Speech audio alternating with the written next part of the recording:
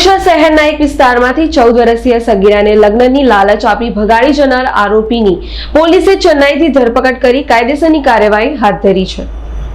અંકલેશ્વરમાંથી સગીરાને લગ્નની લાલચ ભગાડી લઈ જવાની હોવાની પોલીસે ફરિયાદ અંકલેશ્વર એ ડિવિઝન પોલીસ મથકે નોંધાઈ હતી। અંકલેશ્વર શહેરના એક વિસ્તારમાં રહેતી 14 વર્ષીય સગીરાને અંકલેશ્વર શહેરમાં આવેલા સંજયનગરમાં રહેતો કલીમ ઉર્ફ સાજિદ નામનો શખ્સ લગ્નની લાલચ આપી ભગાડી લઈ ગયો હતો। આ અંગે સગીરાના પિતાએ અંકલેશ્વર શહેર એ ડિવિઝન પોલીસમાં ફરિયાદ નોંધાવી હતી, જેના આધારે પોલીસે તપાસ શરૂ કરી હતી। પોલીસે 8 દિવસમાં સગીરા અને યુવાનને ચેન્નઈ ખાતેથી ઝડપી પાડ્યા હતા।